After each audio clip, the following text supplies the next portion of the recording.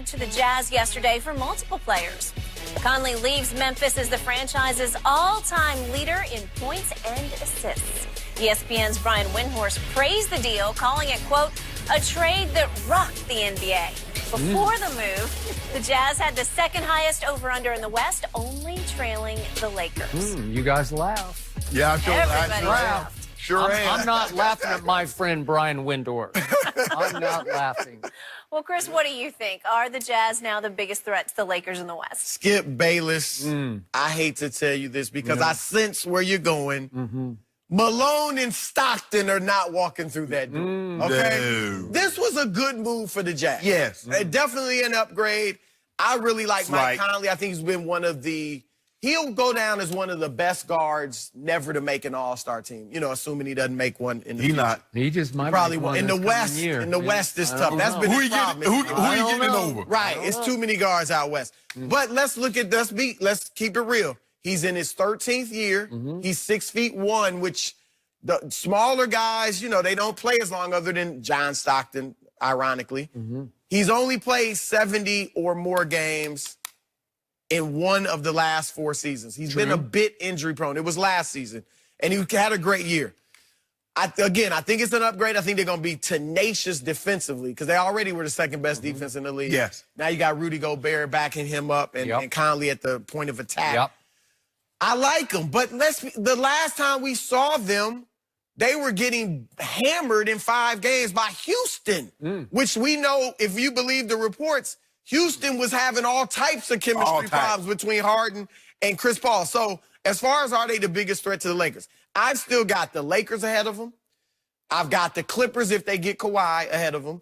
I've got Houston with all the turmoil. Houston still ahead of them.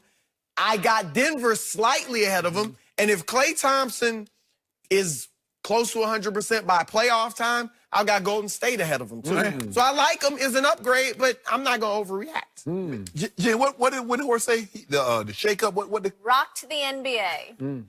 Really, Skip? Yep. Really? Mike Conley, rock the NBA. Yep.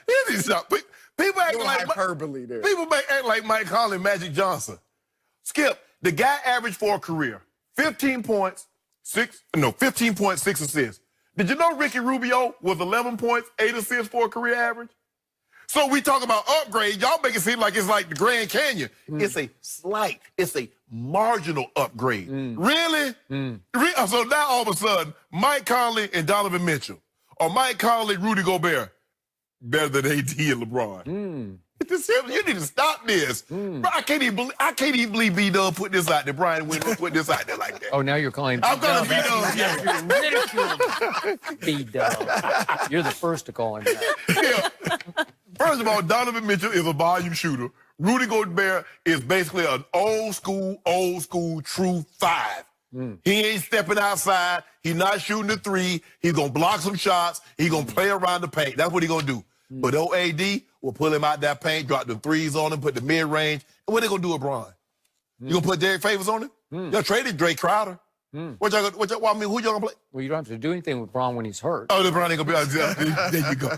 This is not no seismic shift in the West. It's not that, yes, it's okay, Mike Conley. Tell me when it's my turn. It's your turn, but you ought to stop. This was a seismic move that did rock the world of basketball. You know, you guys laugh. Mike Conley, to me, is the most underrated point guard in NBA history. Show me one more under. Derek Harper? I covered Derek Harper. I watched. They're very. You don't think they were similar? No. I agree with that. Hey, Mike Conley is clutch. I can't tell you. You guys haven't watched the Spurs like I have, but it seemed like every year they had to play Memphis in the postseason.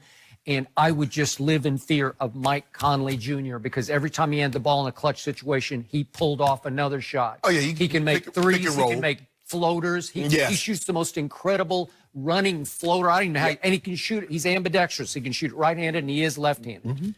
He can distribute. He makes everybody better. He's high-quality, high-character leader.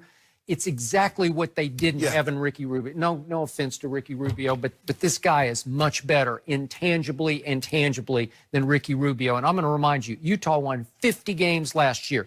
Utah had the second best defensive efficiency rating in the NBA. Utah had the second best point differential, just your points scored versus against, in the West to Golden State. Second best. They were a really good team that fell on their face because Ricky Rubio is not Mike Conley. That's what happened against Houston. You didn't have Mike Conley. Oh, really? But they still got big pieces because Donovan Mitchell, he didn't have the impact he had as a rookie when he should have won Rookie of the Year. No but his numbers actually went up. His points went up from 21 to 24, and his three-point shooting went from 34 to 36%. He just didn't have the impact. So did the volume of shots went up, too. All right. He became a volume shooter. He did, but watch what happens with Mike Conley Jr. Watch how they vibe off each other. Watch what Conley can teach this kid, how to play NBA basketball, how to maximize your talent, which is off the charts. Donovan Mitchell is 22 years of age. Well, how about this? Watch. Just watch what happens. Is Rudy Gobert going to develop an outside shot? Because Mike Conley is a pick-and-roll point guard.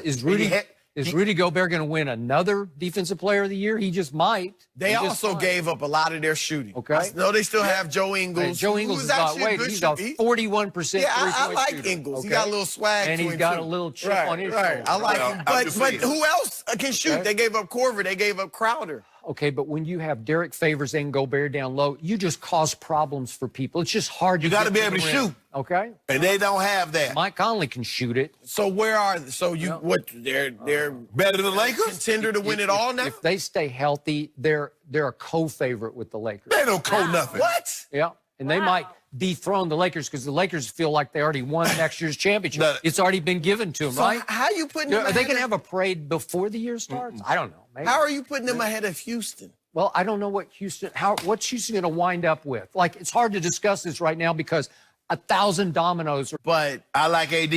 Yeah. High player. Yeah.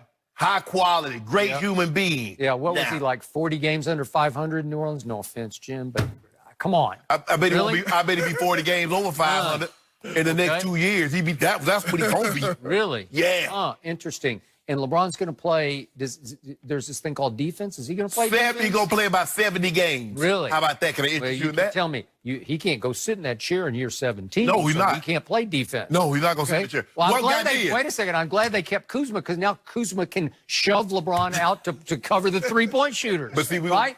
Shove. The old man, you got to shove it. They might have Pete Bev coming in. Patrick Beverly. We're going to have JaVale. We're going to bring JaVale back and AD. Get to the rim if you want to. Yeah, well, that's going to be scary. much improved defensively. Yeah, I'll take Gobert over those two. Over what, too? Rim protection? Come on. Seriously?